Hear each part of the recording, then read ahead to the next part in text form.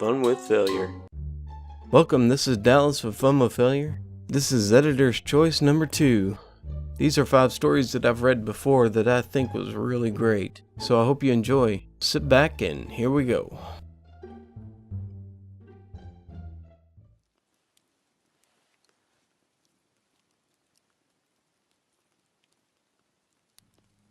I was staying at a casino in Biloxi, Mississippi for a work conference. At these conferences, most people do more drinking and gambling than actually working. This particular evening, I was planning on doing both. I had an hour or so to kill before dinner, so I went to the ATM and pulled out my maximum daily amount. After losing just $100, I put the rest of the money on a money clip on my wallet and walked to meet a client at Mary Mahoney's for dinner. He brought along some coworkers of his, and after dinner, we all exchanged business cards. During this process, my money clip came undone, and all my money fell out of my wallet. Not knowing, I headed back to the hotel to start my big night of gambling. After finding the perfect seat at the blackjack table for my impending heater, I realized my money clip was empty, and I've lost all my money without the thrill of actually losing it. I retraced my steps from the hotel to the restaurant many times before I gave up. I hope someone who needed it found the money. I tell myself, trying to find a silver lining. Since I've already pulled out my daily limit from the ATM, I have no choice but to call it a night. I went to my room, ordered pay-per-view and some room service. I like to sleep in my underwear, and just my underwear, so I strip down, get in bed, eat my room service, and watch my movie. Then my night goes from bad to worse.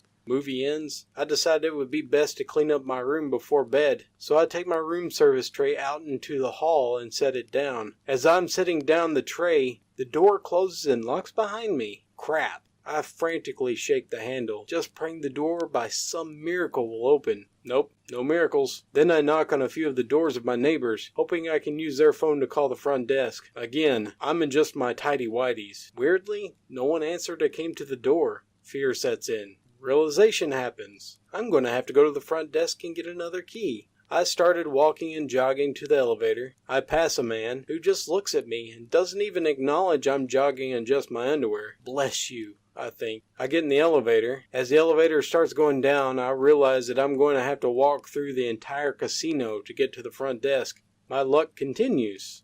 Elevator opens to a group of 20 to 25 middle-aged women on a bachelorette party. This is quite possibly the worst thing that could have happened to me. Not only are all these women hooting and hollering at me in my underwear, everyone in the casino is now curious as to what is causing the commotion. I make my way through them, feeling the warm eyes of everyone in the casino as I walk, looking very much like Walter White in Season 1, in my underwear walking through the casino. One of the security guards has noticed all of this and decided that I'm just some punk young adult trying to create a scene. He comes up behind me and immediately puts me in handcuffs. I don't even get one word out of my mouth beforehand. Can this get worse? Yes, it can. Police show up. The cops are now talking with the security guard about what happened. All the while, I'm just sitting there in my underwear, handcuffed in the middle of the casino floor. I still haven't even gotten to tell anyone that I'm simply locked out of my room and extremely embarrassed. Finally, the cops start asking me, what the heck were you thinking? I proceeded to tell them everything that just happened, and that I'm actually staying at the hotel. Once they realized this was a simple mistake, and not me just being a butthole running around in my underwear, they uncuffed me. The security guard then called the front desk and confirmed my information, and told me to go wait by my room, and they would send someone with the key. I went back to my room and was sitting, in my underwear, by the door when a girl from the hotel walked up and said, "Yep, you're clearly who I'm here to help."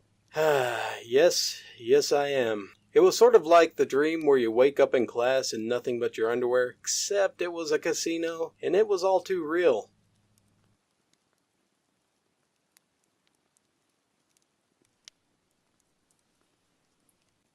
I am the guy that skips leg day every week. My chicken legs are frail and don't like punishment. When I went to the gym today, I was planning for another upper body workout, but last minute decided to do a leg workout. It hurt. My legs were like jello, and I had trouble walking, and even working the gas pedal driving home. I got into a hot shower to ease the pain before lying down to watch a movie before bed. I was feeling a lot better, and before bed I had to go clean the cat's litter box. I had not cleaned it for 2 days. and this 14-pound beast had just pushed out a torrent of hot rear butter among 2 days' worth of landmines. I grabbed my bag and scoop and began to squat down over the box. This was my mistake. My legs quivered once, and my mind was racing with no, no, no, no, no, no, no. I knew I had lost control. My legs revolted and time slowed down. In slow motion, I fell forward and landed in the litter box. My cat's recent deposit was still warm and was now on my neck and cheek. I dry heaved, but I managed to keep my dinner down. Frack leg day.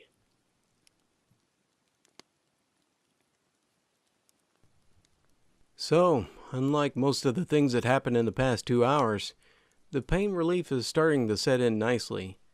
I have been on rather a nice regular weekly bike ride with some friends.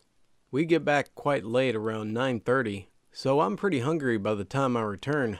Normally I would quickly get changed and jump in the shower, then make food for my brother who is also on the ride with me. However, today my brother beat me to the shower, so I decided, frack it. I'll eat my bib shorts, then I will get in the shower. What could go wrong? So I start to boil the pasta and put the oven on for garlic bread. Feck yeah. Fast forward about 20 minutes, and the pasta's done. The bread is nearly done. I'm feeling rather happy with myself. As I have not burnt myself or splashed water on me while walking around in just bib shorts. Until I get the bread out of the oven. I carry the bread on a pizza tray to the table and dump the bread on a plate. I already have been waiting and started to walk back to the kitchen. This is where I walked into the door frame slightly. The pizza tray hit first, sending the 125-degree clump of metal into my chest. More of an issue, my nipples. The pain was not initial, and I instantly regretted not putting a shirt on. As time progressed, I thought I cheated the burn, until my arm and the burning sensation began. Upon looking in the mirror, I noticed a greatly spreading red area, burning as it goes. I sent a picture to my girlfriend and I received no sympathy, and a message calling me stupid and that she knew it would happen to me one day. When I eventually got to the shower, I discovered it was horrible with the area burning as the water touched it. 2 hours on and I can get some sleep with some pain relief. I put some burn plaster on with some gel, so hopefully this will heal my poor nipples.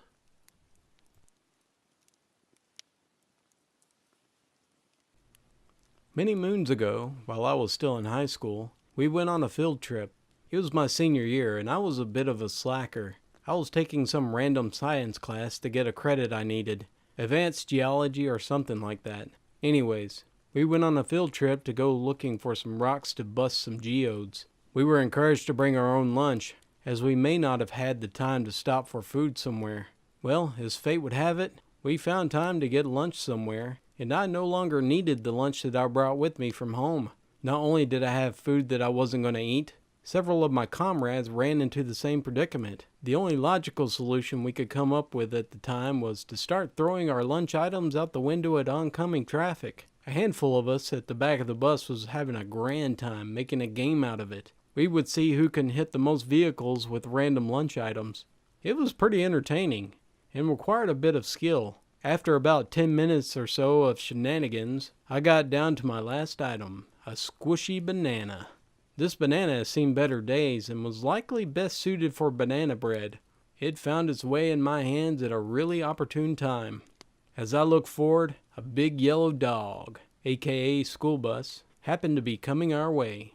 I lined him up, timed my toss, and whammy splat! I annihilated one of the driver's windows. It was loud, and I was proud. The entire bus had caught on to the shenanigans and caught the action and the noise that followed soon. Everyone laughed and thought that it was the funniest thing ever. Then we got back to school.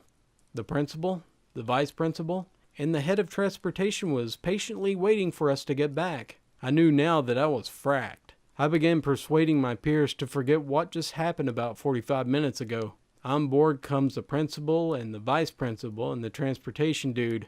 The first thing they ask is, "Who threw that peach?" This immediately caused just about everybody, including myself, to laugh about as hard as we did when we threw the banana. Obviously, nobody is going to take the blame, and I even state that I never threw a peach. They go on to say that they're about to pull the film from the videos. And if they don't fess up now, then we'll have much more trouble, yada yada yada. Fast forward 15 minutes. We are all off of the bus and no one fessed up. Mostly because no one threw a peach. But after coming back inside, I decided to go turn myself in. Reluctantly. But the film doesn't lie. And I've heard people saying that. I will also say that they were waiting for me in the office. I was not exactly the best behaved student in the school. And this type of chaos is my cup of tea. So, I'll go on to tell what happened. Now, obviously I wasn't going to admit that we were all playing a game that involved us throwing food out of the window at oncoming traffic. So I tweaked things onto what I thought would be the most believable. I told them, after we stopped for lunch, I didn't have any need for my lunch items. The banana seemed like it was going bad and I just decided to toss it out the window. I guess that bus just happened to be driving by. I'm sorry, I didn't mean to do it. Well, this went over a little better than I thought it would. They basically thanked me for coming forward and told me that I would have to pay for the window. They then let me go on my way. I thought I was a free bird when I left the office. School was about to be let out, so a lot of my friends and others who had heard about the banana bandit all embraced me and rejoiced my freedom. This was short-lived. I was called back to the office. My principal sounded mad when he called for me over the intercom. Upon returning, there was a nice laptop on the table with the footage from the bus pulled up. This is where it gets interesting. I basically got asked all the same questions over again, and I'm just like, okay, you got me. Maybe it wasn't an accident. Remember, film doesn't lie. And the videos from the bus are surprisingly pretty good in quality, and this was about 8 years ago. Basically, you see myself and my buddies all in the back 4 or 5 rows tossing crap out of the windows, laughing, and so on and so forth. Then, you get to the banana. I am on video getting everyone's attention, and you can see me scoping out my target. I essentially say, "Hey everybody, look how much of a butthole I am." Then I toss the banana. You can hear the splat. And everybody in the back of the bus ducked down and are nearly falling onto the aisle with laughter. Now, my principal and vice principal, who put up with my shenanigans on a daily basis, were red in the face and ready to explode. However, the dude that oversees transportation for our school is actually somewhat entertained and impressed. This caused a bit of a rift between him and the principals, which was hilarious. They were sick of my crap, and they didn't find any humor in it. The dude thought that it was pretty entertaining, despite all the safety risk involved. I got suspended for 3 days, suspended for a football game, and wasn't allowed to go on my field trips for the rest of the year.